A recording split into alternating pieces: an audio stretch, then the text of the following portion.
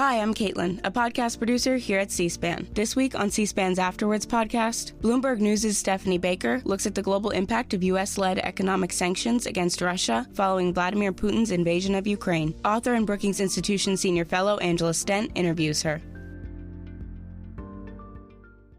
With the upcoming presidential election this November, C-SPAN is once again providing middle and high school students across the country with a platform to tell us about the issues that are important to them and their generation.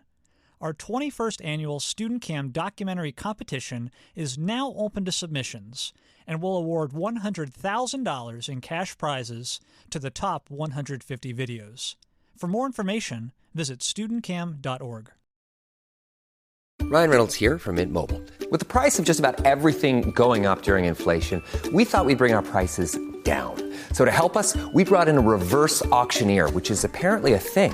Mint Mobile Unlimited Premium Wireless. How to get 30, 30, bit to get 30, bit to get 20, 20, 20, bit to get 20, 20, bit to get 15, 15, 15, 15, just $15 a month? Sold! Give it a try at mintmobile.com/switch. $45 upfront payment equivalent to $15 per month. New customers on first 3-month plan only. Taxes and fees extra. Speed slower above 40 gigabytes. See detail.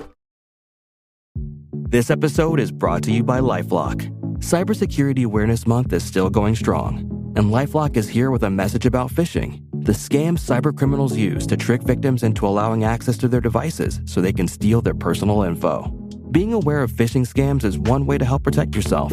For comprehensive identity theft protection, there's LifeLock. Start protecting your identity today with a 30-day free trial at LifeLock.com/podcast. I am delighted to be doing this interview with Stephanie Baker, and I want to congratulate her on this book. It's a terrific read. It's gripping, it's absorbing, and it's a really important account of the challenges that the West has faced in sanctioning a country as large as Russia, one that was as much integrated into the global economy as it was, and to use these sanctions to punish Russia for its unprovoked invasion of Ukraine, full-scale invasion in February of 2022, and all of the difficulties that have accompanied that. The book is based on Ms. Baker's own personal experiences as a reporter in Russia, and then the interviews that she's done with scores of people, all of the important characters in this drama. So I want you to order it, to buy it, to read it, because you will really enjoy it and you'll learn a great deal, as I did too. And it'll really help you understand these very dangerous and challenging times that we live in. So my first question, I think, is going to be an obvious one. Why did you decide to write this book? What was your motivation here? Right. Well, as soon as the full-scale invasion happened, I realized it was the end of an era, and one that would sort of bookend my career in a weird way, that I'd started out as a young reporter in Russia, where I fell into covering economics and finance because that was the big story in the 1990s, the transition to capitalism in Russia.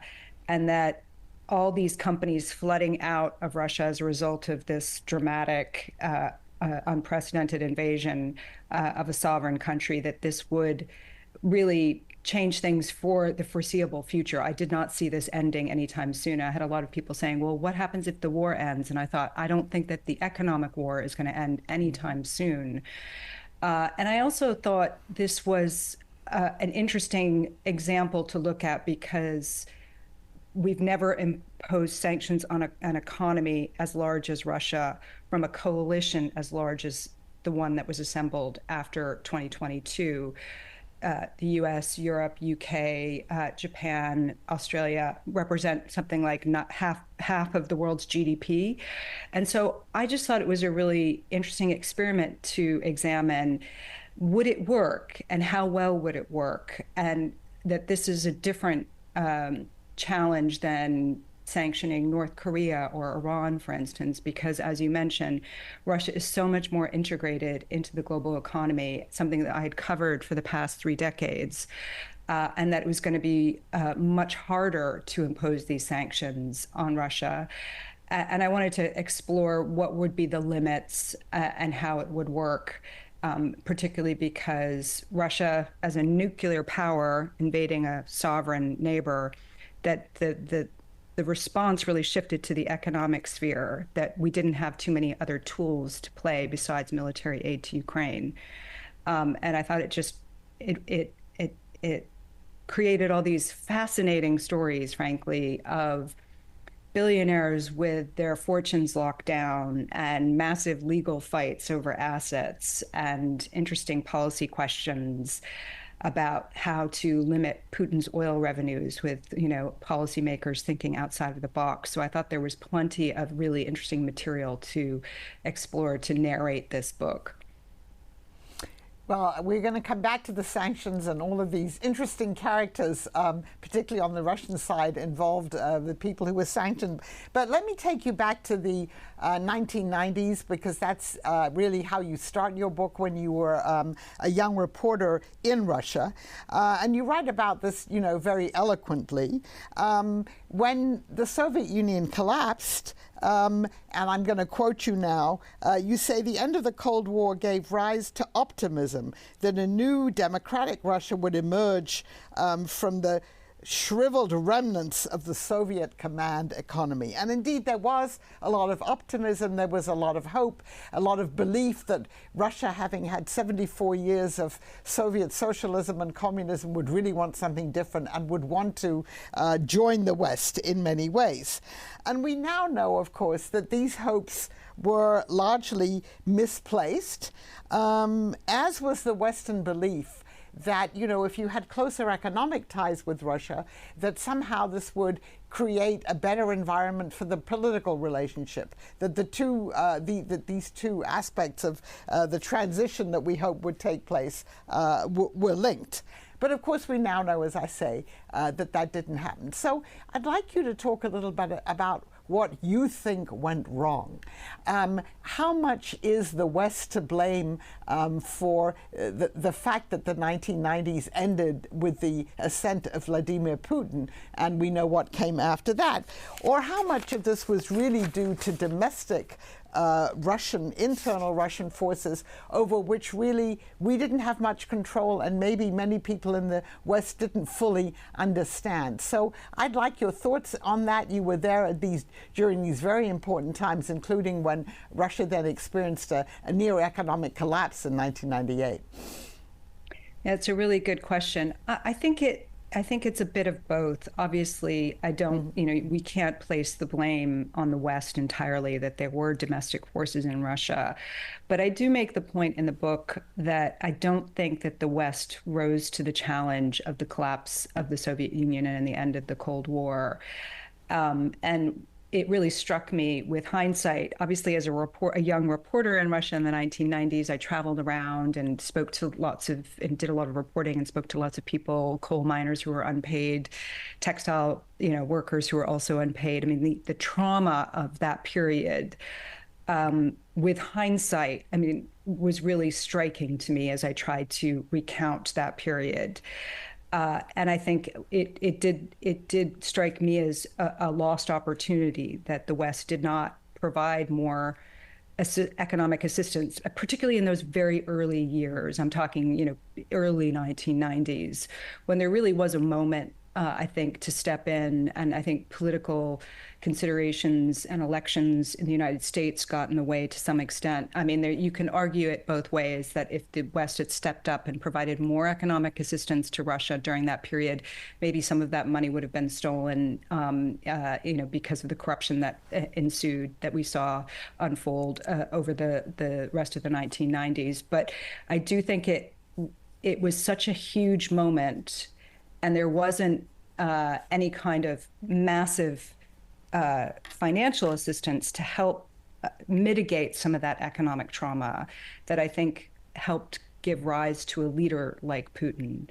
And obviously Yeltsin was a very complicated figure with his own issues, drinking problems and the like, but that there wasn't enough attention paid to the sort of building of democratic institutions and the need for checks and balances on the power of the president. I mean, I reference in the book Yeltsin's own regrets about things that he might have done differently with hindsight, like calling early elections to get rid of the communist dominated parliament, for instance, that were frustrating some of his economic reforms early on. It's always easy to look with hindsight and think about things that could have been done differently. But I did note Jeffrey Sachs, who's now a somewhat controversial figure when it comes to Russia. He had advised the Yeltsin government early on, and he was calling for a Marshall Plan for Russia, massive economic assistance. Whether or not that would have made a difference, it's unclear. But I do think that we did not rise to the challenge of the moment. Yeah, I really agree with you, particularly about the Marshall Plan. I know when I was interviewing people for the book I wrote on U.S.-Russian relations, I mean, the Russians I talked to said it would have made a big difference. And the U.S. answer to that was, well, you know, the USSR collapsed. Congress would never have voted on this. And, you know, we moved on to other things. So I think you're right there. I'm not sure how much influence we could have had over the schemes that you described very well in the books. First of all, the voucher privatization, and then the loans for shares, which was, you know, when they thought that Yeltsin was going to lose the election, and so the oligarchs got together and raised money for him, and then, you know, bought for a fire sale price some of the most important assets in Russia. I don't know how much we could have had, but I think it would have made a difference at the beginning. But of course, we are where we are now. So let's move on now to the first, if you like, invasion of Ukraine in the 21st century by Russia in 2014. So in 2014, Putin annexes Crimea, and then Russia begins to support what were called separatists, but were really Russian proxies in the eastern part of Ukraine. And the Obama administration has to respond to that. So I wonder if you could talk about the kinds of sanctions that were imposed then, what explains what now appears to be the rather weak Obama response to this first Russian incursion into Ukraine. Right. I think it was a really interesting period to explore the economic response to Russia's annexation of Crimea and the invasion into the Donbass. They were caught very unaware and unprepared, I would say. There wasn't a deep bench, I would say, in terms of Russian expertise. They weren't expecting it. So when it happened, I think there was reluctance to move ahead with a strong economic response, strong sanctions, without having Europe on board. And at that time, Europe was, as it was in 2022, very dependent on Russia for, in particular, oil and gas. And that made the Europeans quite reluctant to move ahead with any kind of very strong economic penalties. You know, I go into some of the State Department people, including Dan Fried, who was leading the sanctions effort and trying to persuade the Europeans to get on board. I go into some of the back and forth about whether or not to hit Russia with sanctions. Remember, this was a huge deal to impose sanctions on Russia. We'd spent the previous 25 years trying to get them on board, integrate them with the Western economy. It was a big, big deal to sanction Russia. But what they did end up imposing was what we now call targeted sanctions. And I go into the deliberations about how to impose sanctions on Russia that are meaningful, yet wouldn't impose costs at home in the US or in Europe. And some of the ideas were devised by a couple of Treasury Department officials, as well as White House officials, talking about how to basically attack Russia's financial plumbing to make it harder for big Russian companies to raise money in the West, that this would be a sort of punitive measure that wouldn't cost the West much, but it would cost Russia much more. And if you remember, Europe was still coming out of the European debt crisis at that point. I think the U.S.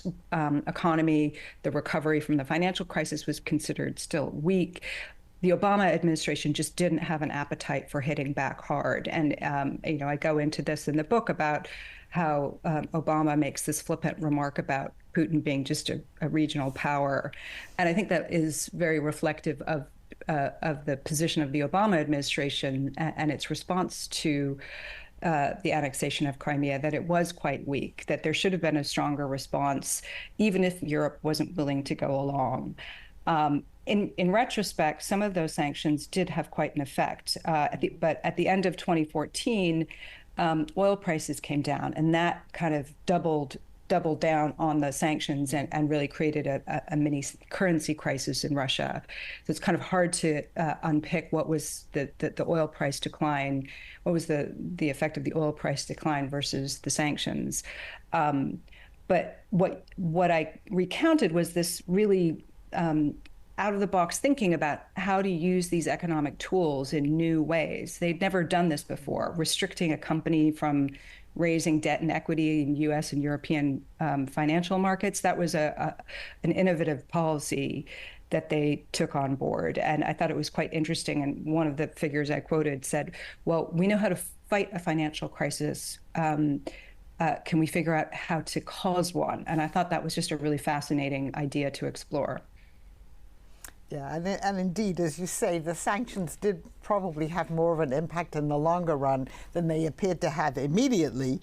But it is, I just want to throw one thing in here, is when all this was going on, President Obama at that point said that Ukraine was an existential issue for Russia, and it wasn't an existential issue for the U.S., and therefore, you know, he thought that this was a commensurate response to what happened there, and I'm sure Putin took away something from that. Okay, let's move along now onto 2021 and in the run-up to the full-scale Russian invasion of Ukraine. U.S. intelligence agencies understood this was coming, and they make public, as you point out, some of their intelligence to try and persuade their very skeptical allies who did not believe that Russia would undertake this full-scale invasion. And you describe in your book, and I'd like you to talk about this now, the preparations that were made for an economic response to a possible Russian full-scale invasion. What was the thinking then of the administration, of the Biden administration, before this happened, on how they would respond economically to this invasion? Well, first off, they looked at the situation and thought, if Russia invades, our greatest weakness is energy. And they were trying to think ahead about how they could respond in the event that Putin either weaponized energy supplies or Russian energy supplies were taken off the market. And so there was a lot of thinking about how to use strategic petroleum reserves to get ahead of that and try to persuade European allies to think about how they might wean themselves off of Russian energy in the event of invasion. But I think one of the recurring themes was that a lot of European allies didn't believe that the invasion would actually happen. And I do go through some Biden administration officials saying, well, let's just plan just in case if it does happen, let's figure out what we're going to do. Let's come up with a package of sanctions. So I do think when the invasion actually happened, in many respects, they were caught off guard for the scale of the invasion that unfolded. I think there was perhaps some belief that it would be a more limited push out from the Donbass, that we wouldn't be seeing tanks rolling down headed for Kiev. So I think when it ended up being at the worst possible end of expectations, they had to rip up the drawing board and come up with far more severe sanctions to respond, and that did take some time. But we can talk about that a little bit more, about the response that unfolded in the first few days and weeks after the invasion. Sure, I think we should do that. Now, you know, you go into the range of sanctions that were imposed, and we will get to those. But one of the tools that they used was sanctioning, the oligarchs, people that they believed were close to Putin, like Oleg Deripaska, and we're going to come back to him, I'm sure, in this discussion. But the idea somehow being that if you sanctioned these people, the wealthiest oligarchs who had all their homes and bank accounts in different Western countries, they would somehow somehow get together and decide that, this had to change. They weren't going to accept this. And of course, that proved to be wrong. How many illusions do you think there were among some of these officials in the Biden administration about the impact of sanctions on these oligarchs and how that would affect Putin? I don't think that there was a unified belief in how the sanctions against the Russian elite would pan out and what effect it would have. I think some people were perhaps overly optimistic, thinking that these sanctions would cost these oligarchs so much money that they would turn on Putin. That quickly turned out to be wishful thinking. So many of these oligarchs owe their wealth to Putin. So driving him out of office would immediately put a question mark on their own futures and their own assets in Russia. So I think that was a misconception. Some in the White House believed that just sanctioning them and seizing some of their assets would be one way of just exposing the corruption of the Putin regime to the Russian people in a way that hadn't been done before. And I think that, again, proved very difficult because of Putin's grip on media and information within Russia. It was very hard for that message to get through. And then I think with sanctioning some of these oligarchs and then a focus on seizing some of their assets. Remember, some of them had been sanctioned in 2018, and the Justice Department went after assets connected to some of those oligarchs who were sanctioned in 2018. There was hope that they could seize some of those assets on the basis of sanctions evasion and use those assets for Ukraine. Now, that has proven to be far more difficult to do. The process of forfeiture in the United States has been very difficult, lengthy, going through the courts. But I think overall, there was a belief that some of these individuals should have been sanctioned long ago. I mean, if you look at the way Putin's economy works, they are all part of the DNA of Putin's Russia. They all control major sections of the Russian economy. And with Putin putting the Russian economy on a war footing, they're all feeding into that economy. So I think it soon became clear that they were worthy targets of sanctions just on those grounds, because if you're going to try to target sanctions to undermine Putin's ability to maintain and finance the war, many of these figures, these billionaires, are worthy of sanctions to try to degrade Putin's war machine. Oh, it's such a clutch off-season pickup, Dave. I was worried we'd bring back the same team. I meant those blackout motorized shades. Blinds.com made it crazy affordable to replace our old blinds. Hard to install? No, it's easy. I installed these and then got some for my mom. She talked to a design consultant for free and scheduled a professional measure and install. Hall of Fame son. They're the #1 online retailer of custom window coverings in the world. Blinds.com is the GOAT. Shop Blinds.com right now and get up to 40% off select styles. Rules and restrictions may apply. ¿Hablas español? Sprichst du Deutsch? Komm du noch? If you've heard that sound from Babbel before, I bet you do. Babbel is the science-backed language learning app that actually works. With quick 10-minute lessons handcrafted by over 200 language experts, Babbel gets you on your way to speaking a new language in just a few weeks. With over 16 million subscriptions sold and a 20-day money-back guarantee, just start speaking another language with Babbel. Right now, up to 55% off your Babbel subscription at babbel.com/Spotify podcast. Spelled BABBEL.com/Spotify podcast. Rules and restrictions may apply. Yeah, I think that's a very important point.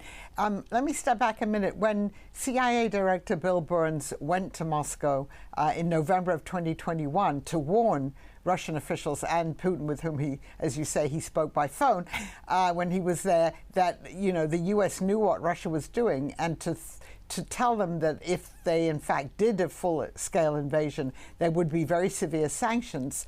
There was a belief, I think, that this might have deterred Putin, but it didn't. If you could talk a little bit about Putin's own reaction to this and his thinking, or did he believe anyway that if he undertook this full-scale invasion, there would be more severe sanctions, but it really didn't bother him? Right. So there were this messaging exercise by Bill Burns and others warning of the economic consequences if he invaded. Now, I think on one level, he probably thought it would be more along the lines of what happened in 2014, that there would be too much division, particularly within Europe, to generate a united response. I don't think, I think he was taken by surprise by some of the measures that were taken, in particular, the decision to immobilize Russia's $300 billion worth of central bank assets in the West. That definitely took him by surprise. But one of the challenges of using sanctions as a deterrence is if you tell your opponent what you're going to do, they're going to respond in kind and try to move assets around. So they were limited in terms of how much they could spell out, well, we're going to do X, Y, and Z, because that removes your leverage. You don't want to give, just like in a kinetic war, you don't want to give your opponent a roadmap of what you're going to do. So I think there was some debate about whether or not to impose sanctions before the invasion as a way of deterring Putin. You had countries like Poland and the Baltic states arguing for that, and others, arguing for what I refer to Olaf Scholz calling strategic ambiguity. And I think in retrospect, there's some debate about whether or not that was an effective policy, whether or not a major sanction move in the run-up to the invasion would have had an effect. I'm not so sure. I do think that Putin was intent on invading. And one of the things that I detail in the book is that Putin doesn't really care about the long-term health of the Russian economy. He cares about his own wealth and the people around him, but he's not focused on the long-term productive health of the Russian economy. I think that's a very important point. He cares about what happens as long as he's in power and he's around. When he's not, he really doesn't seem to have any concerns about that. How difficult was it, even in the run-up to the war, and particularly once it started, to get the European allies on board? And how effective do you think that the people in the Biden administration were in persuading them that they should also impose these quite draconian sanctions?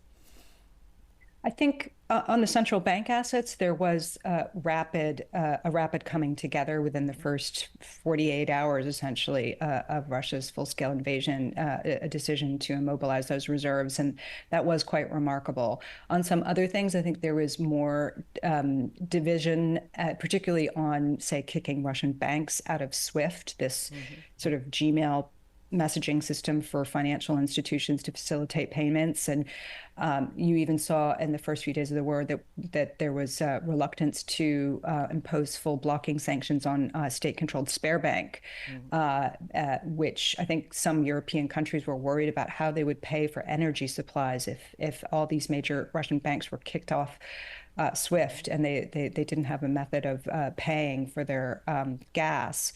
So I think that eventually did come together and Europe did come on board. Initially, Europe was very reluctant to touch energy. But then, as I recount in the book, when the atrocities at Bucha came to light, I think that caused many European leaders to do an about-face in total shock at the images that they were seeing. And that then led Europe to propose an embargo on Russian oil, including a ban on Western services, including insurance. And I go into that in my book about this, the Biden administration freaking out about what that might do, that it could cause Russian oil to be taken out of the market and cause prices to spike and potentially a global recession. So I think there was division on this key issue of energy, and that continued to play out as they tried to articulate the best way to respond. Yeah, well, I think that's a very important point. Let's stick with the energy issue for a moment. I mean, one of the great difficulties, as you point out in the book, of sanctioning Russia is because it's such an important player in global energy markets. You know, one of the most important both producers and exporters of oil and gas. And to think that you could shut that down or really affect it, I think was a real challenge. Now, I think one of the things, and again, you go into it, which was surprising, was how quick Europe, and particularly Germany, was able to wean itself off Russian gas imports. I mean, and they'd been importing Russian gas since the early 1970s, but you also describe how Russia itself then cut off the gas somewhat preemptively. But of course, Russia continues to export large amounts of oil and gas to other countries, not to Europe so much anymore. So I wonder if you could talk about the oil price cap. You go into great detail about that in your book, why that was imposed, how it was imposed, and how successful you think it's been. Right. So this was the Biden administration's response to the proposed EU embargo on Russian oil. They thought there's got to be a better plan. So they came up with this wonky, what many people thought was absolutely crazy, unworkable idea to try to put a cap on the price of Russian oil, and had to persuade European officials to go along with it. And, I recount the sort of trips that some of these Biden administration officials made to Europe to try to persuade them, with their hair, tearing out their hair, trying to figure out how to get this policy across the line. In the end, what they ended up doing was agreeing a price cap, denying Western services, namely insurance, which had put, European and UK insurance have been so important to maritime trade, denying Western services to Russian oil unless it was traded below $60 a barrel. It took quite a long time to negotiate that number. The Ukrainians, as I document in the book, were really thought this was a great policy, but they really wanted the price cap to be set much lower, knowing full well that Russia has sold oil at much lower rates over the years. Finally, when it was agreed in December 2022, it did have some effect on Russian oil revenues for the first few months. Russian oil export revenues came down significantly.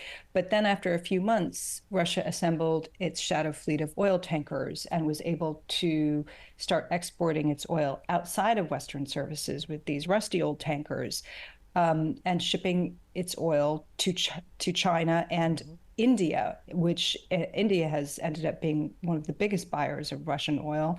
And I think that did take many by surprise.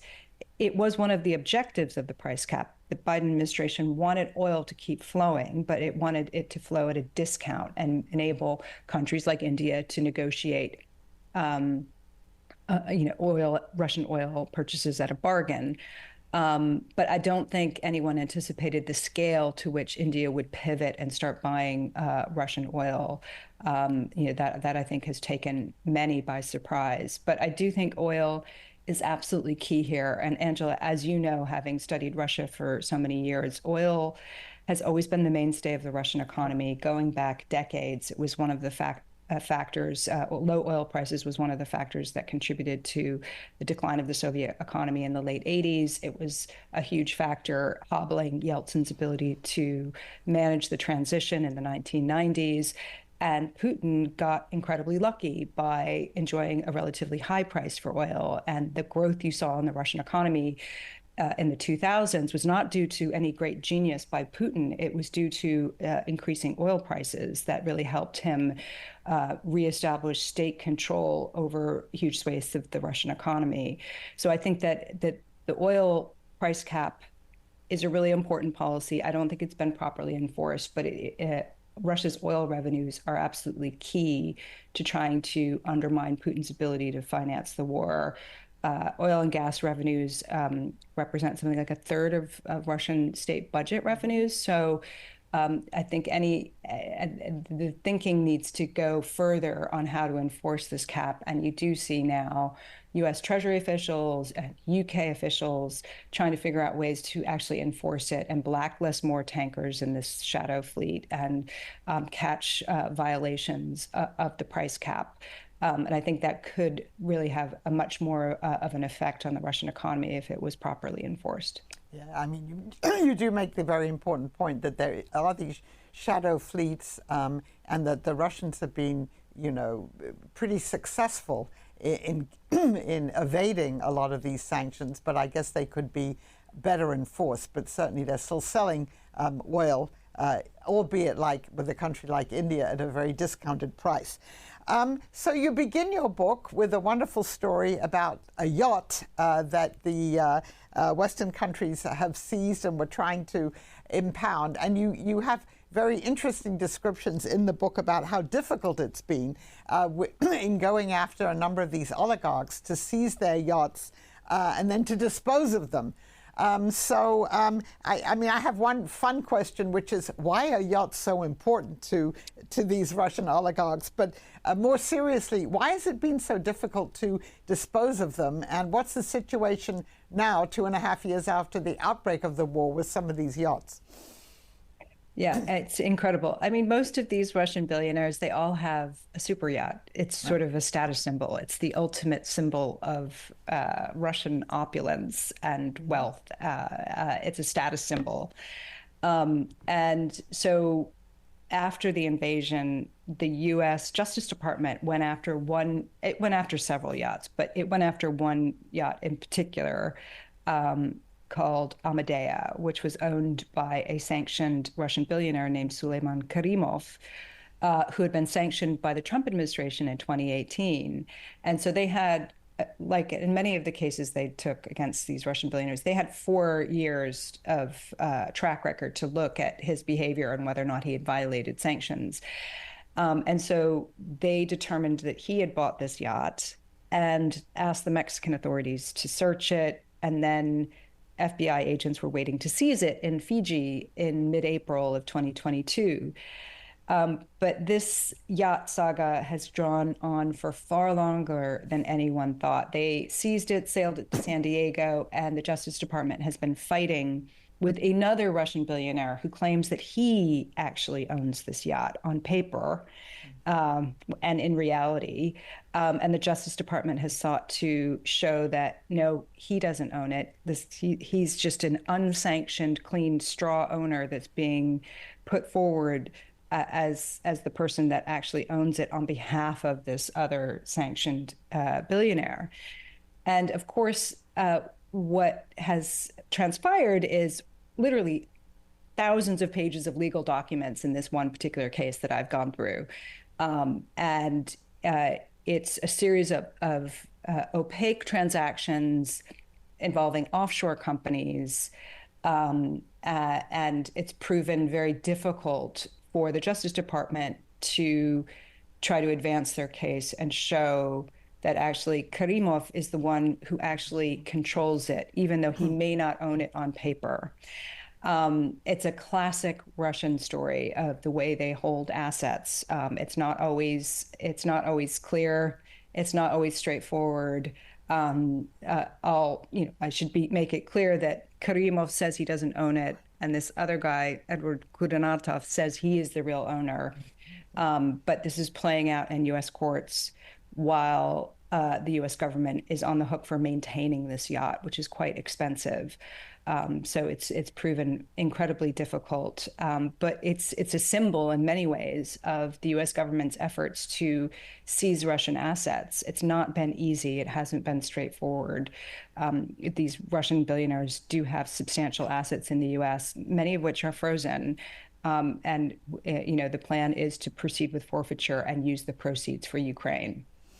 Yeah, I mean, and you point out, as you say, how expensive it is to maintain these yachts, to service them while it's being decided what's going to happen to them. Fairly staggering figures. Okay, let's continue with the discussion now about how a number of these Russian oligarchs have been trying to evade sanctions, have hired the best lawyers to rescind some of the things that have been done against them. You provide very vivid descriptions of all of this. You talk to some of them. I'll just mention a few, and I'd be very happy if you talk more about them. Oleg Deripaska, who's been really quite successful in going around these sanctions. And I think partly what you describe is also, it's very difficult in open societies like the United States or the United Kingdom to enforce a lot of these rules, or to prevent these, very clever Russian oligarchs from getting around them. And so I'll also mention, besides Oleg Deripaska, Mikhail Friedman, Peter Arvin, and Roman Abramovich, who, of course, has a very interesting role, as you point out, in terms of having also been a mediator at the beginning, at least, between Russia and Ukraine in this conflict. So how have these people dealt with the sanctions against them, and how successful have they been in evading them? Right. Well, it slightly differs from depending on who you're talking about. Oleg Deripaska, who is someone I interviewed at length in 2011 at his house outside Moscow, he's been under sanctions since 2018. So the Justice Department did go after him quite aggressively in the successive years, looking at his efforts to get around sanctions evasion, and several indictments have grown out of that investigation, including an effort by him to have his girlfriend give birth to their children in the United States twice. I go into that case in great detail in the book. The others were sanctioned later in 2022. And I do think that it's quite interesting that many of them, and I do believe them, I think that were not expecting Putin to invade. I think in many cases they thought Putin was bluffing to try to, persuade the West to agree to not allow Ukraine to join NATO, for instance. And so while some of them had started moving assets around before February 2022, or in the weeks running up to the full-scale invasion, as a kind of insurance policy in case he did invade, I think they were shocked, and many were caught unprepared. And they did have huge assets, billions of dollars worth of assets that were frozen as soon as they were sanctioned in the West. And that created, issues for each one of them. Mikhail Friedman happened to be, he ran a private equity firm based in London and had huge assets in both London and Europe that were frozen as soon as he was sanctioned by the EU and then the UK, and then eventually it took a little bit of time by the US. And he fought those sanctions with mixed success, really. And the UK tried to go after him for sanctions evasion and bungled the case.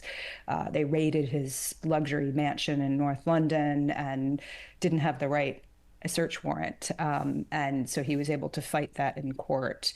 And got the UK authorities to pay him damages. And as soon as he won, he soon left, finally, the UK after spending 18 months under sanctions living in London. The other one, Roman Abramovich, he owned one of England's premier football clubs, soccer clubs, Chelsea, and sold that club after he was sanctioned to try to save the club because the club, Chelsea, couldn't operate under sanctions effectively.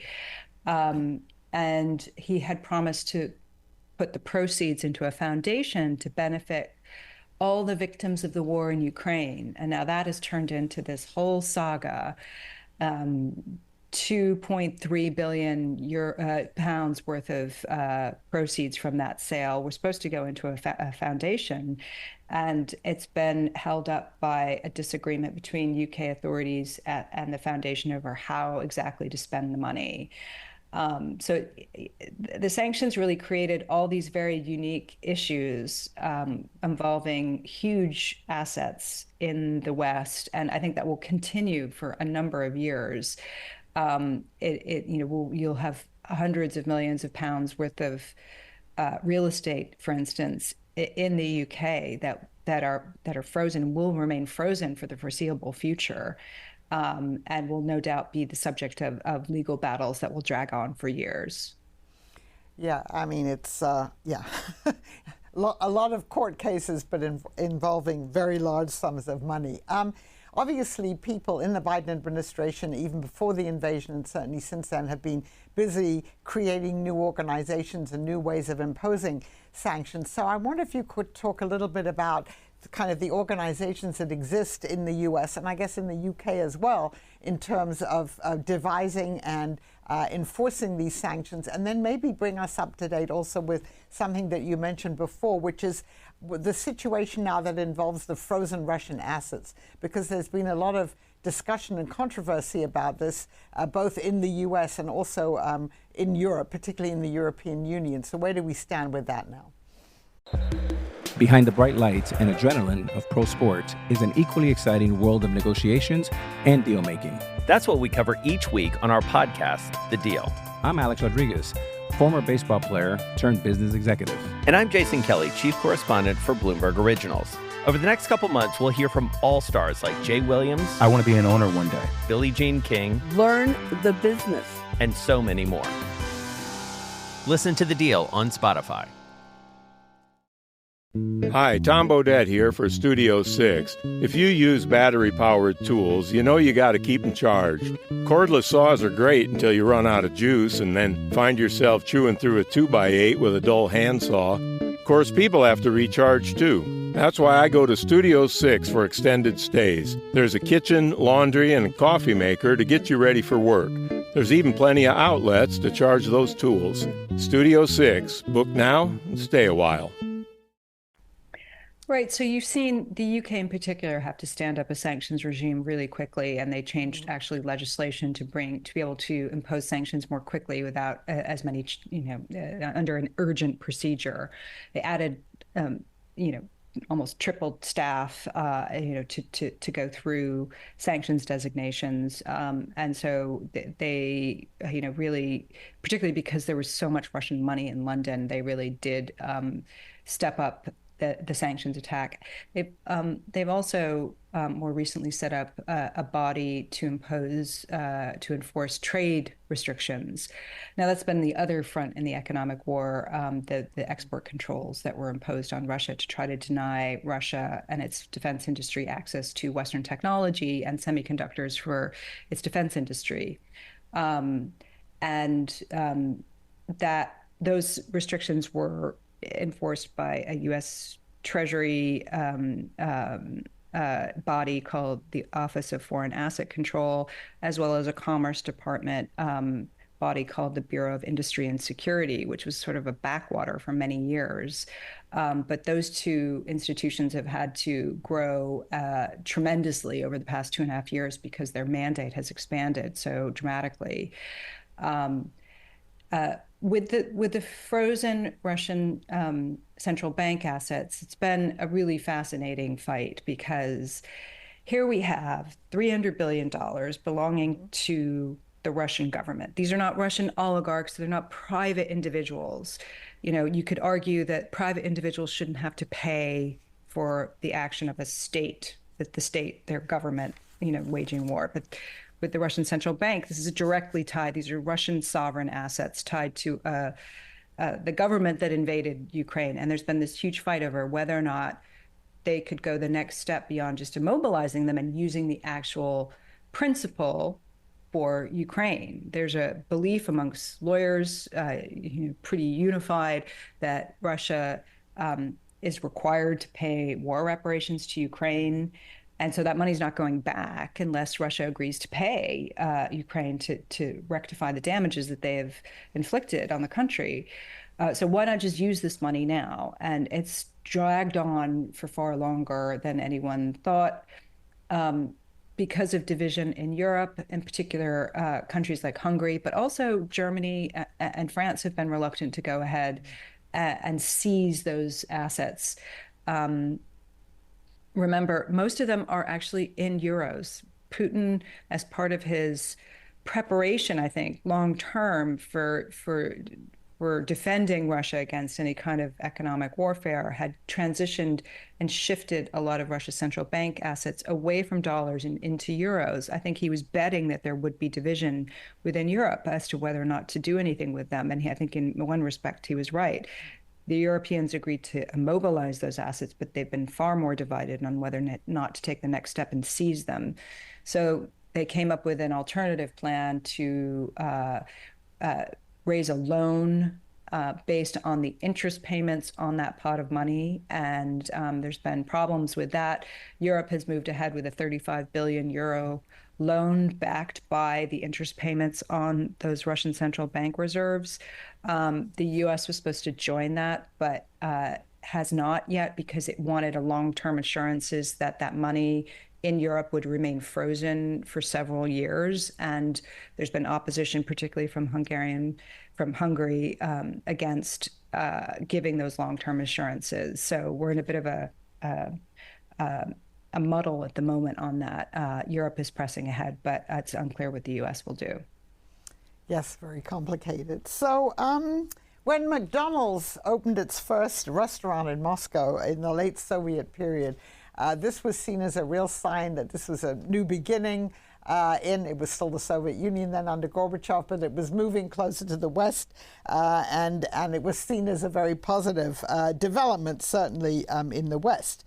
And then, of course, following McDonald's and after the Soviet Union collapsed, a large number of, Western companies, restaurants, clothes companies, whatever, opened branches in Russia. IKEA as well, obviously, the Swedish manufacturer. Now, you go into great and very interesting detail in your book about what it's taken now for McDonald's had to leave. It's no longer McDonald's. Its restaurants were taken over. They have a different name now. And the same is true for a large number of Western firms, but not all of them. So could you talk a little bit about how difficult it's been for Western firms to leave Russia and what they've lost economically, but also why so many Western firms are still operating in Russia? Yeah, it's such a fascinating story that the full-scale invasion created all these discussions amongst C-suites, executives trying to figure out how do they respond to this, because they were also unprepared. And I do go into the McDonald's example in detail because they are such a symbol. And although their response in the first sort of 10 days of the war was quite slow, they didn't really say anything about what they were going to do while other companies were talking about decisions to suspend their businesses in Russia. They actually ended up being one of the smartest and fastest in terms of getting out of Russia. And they quickly pivoted and negotiated a deal to sell. It first suspended the businesses, closed all their restaurants, and then negotiated a deal with one of its franchise partners to buy the business on quite strict terms in terms of what they were able to use for branding so that it was not connected to McDonald's. They were able to protect their brand. So I kind of hold out McDonald's as the example of how many of these companies should have behaved. Unfortunately, many other Western companies took their time, perhaps thinking that the war would soon be over or they might get a better deal. And I think the longer many of these companies waited, the worse it got. And it became increasingly difficult. Putin started narrowing the exit doors for many of these companies. He required a 50% discount to a company's value, as well as taxes paid to the Russian government. He's increased that now, so it's even more costly to get out.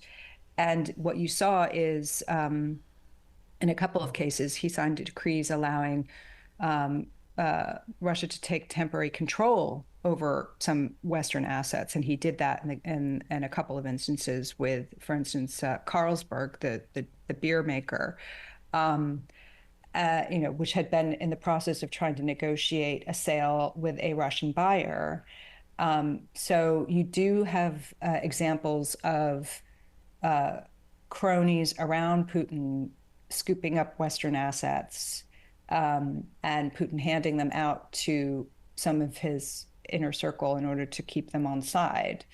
But I do think that the longer the Western companies stayed, the riskier it became for them.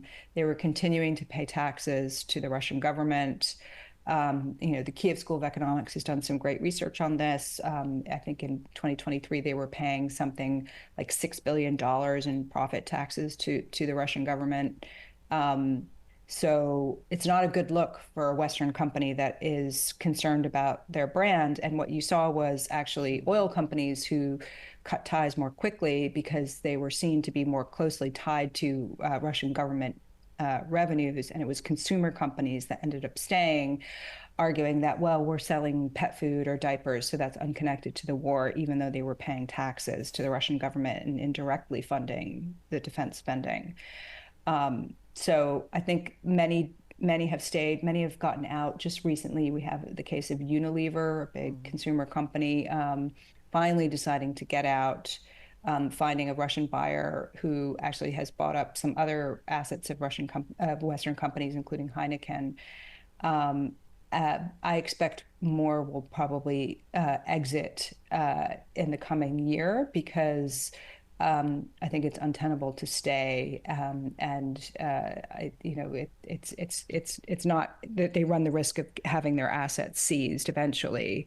I think that's a real risk that they're running by staying. But unfortunately, a lot of the attention on this has shifted away as people, stopped focusing so much on what was happening in Ukraine. So I think there's some of this has been lost with, corporate PR departments saying, oh, we're leaving Russia, but they didn't actually leave. So it's actually quite hard to determine who's still there and what are they doing. Yeah, I think they're very important points. So clearly the issue of sanctions remains controversial in the West when people look at the impact of the sanctions. You point out in your book that few people thought that by imposing these far-reaching sanctions on Russia, that it would necessarily change Putin's calculus in the war politically, but at least they thought it would really impact the Russian economy in a very severe way, and that Putin would then have to make choices. Interestingly, what we see today is a Russia that appears to have come back economically since the beginning of the war. The economy is on a wartime footing. Growth rates are high. This may be deceptive, but at least they look high at the moment. And so the question is, how effective do you think these sanctions have been, the whole raft of them, so far in having an impact on the Russian economy? Do you think in a couple of years, irrespective really of what's happening on the battlefield, we'll see much more severe impact of these sanctions? How do you evaluate them now?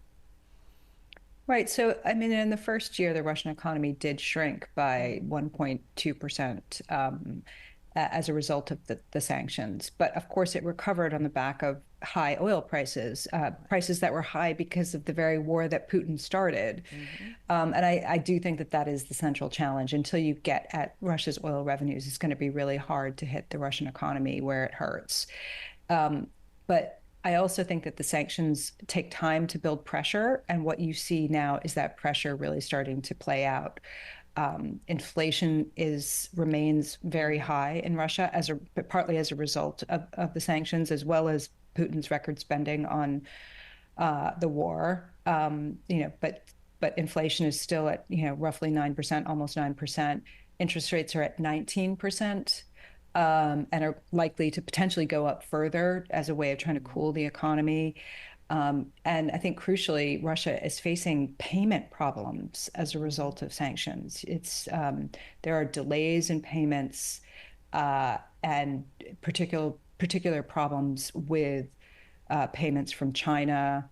You see in Russia the cost of borrowing in Chinese yuan shoot up, partly because Washington very effectively threatened to impose sanctions on foreign financial institutions last December if they did business with Russia's military-industrial complex. And it then widened that threat in June. And that, I think, did have an effect. You can see it in terms of the delays in payments in Russia. And Bloomberg's own economist has projected that the Russian economy will slow to 1.2% next year. So I think they're facing some real challenges. The labor shortage is a massive one, that they don't have enough manpower really to continue this war, both in terms of staffing of defense factories as well as recruiting for the meat grinder in Ukraine. And I think that is going to pose serious challenges, going forward for the Russian economy. Whether or not it will be enough and in time to have an effect, it is unclear.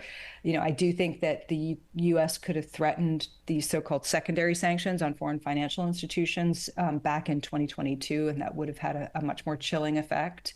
It's unfortunate that threat only came, relatively late, because you see, they didn't even have to do anything. Just the mere threat of it has sent a chill through Chinese banks, worried about being cut off from the U.S. dollar. Because if you look at Chinese trade data, the amount of business they're doing with Russia is relatively small in the greater scheme of things. They don't want to be cut off from the US dollar for the sake of this relatively small business with Russia.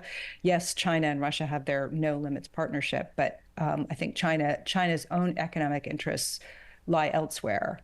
So I think that the US could be putting a lot more pressure on the Chinese banks to cut off that trade, because China has really been keeping the Russian economy going. Well, unfortunately, we only have a couple of minutes left, but sort of to close this up, what lessons do you think that the U.S. and its Western partners have learned from this 2.5-year experiment in sanctioning Russia? And do you think that they've put these lessons to good use? I think there have been a ton of lessons learned. I think they have learned the limits of using sanctions, particularly against an economy that is such a major natural resources exporter, and that they without being willing to shoulder the costs of cutting off Russia's natural resources exports, they're going to be pretty limited into how much they can actually respond and undermine Putin's war economy. I think that is a lesson that is, will be informing a policy towards China. If China invades Taiwan or imposes a blockade, I think it's going to be really hard to respond economically to China the way we have with Russia, because China is such a major manufacturing power. It accounts for something like a third of global manufacturing capacity. So I think it's been a real humbling lesson and how far you can go with this. But I also think that certain lessons, like the threat of secondary sanctions, could have been used far more effectively if it had been rolled out earlier. And that the sort of tinkering with a global market like oil, which everyone thought would never work, I think it has had limited success. And I think they have learned really hard lessons about how to go about enforcing something like that in such a complicated market like oil trading. I think it's been also a humbling lesson in terms of how to persuade other allies that have not signed up to the sanctions regime to follow the US and Europe on this. Countries like the UAE, which has been a major, outflow. It's been a major focus of Russians trying to get money out of Russia and evade the sanctions. That keeping those sorts of allies on side is really important if you want to keep the pressure up on Russia. And I think that's been very hard because Russia is trying to build this alliance with China, Iran, now North Korea, and then work with the global South and countries like the UAE to try to counter what they see as American-led dominance, and try to push this vision of this multipolar world. And I think this is a grand game that is going to be playing out in a number of other spheres as the war in Ukraine grinds on. Certainly, and this is a subject for another long discussion. Stephanie Baker, thank you very much for this conversation. And to the viewers, please go out and buy and read Punishing Putin. Thanks so much for having me, Angela. Thanks.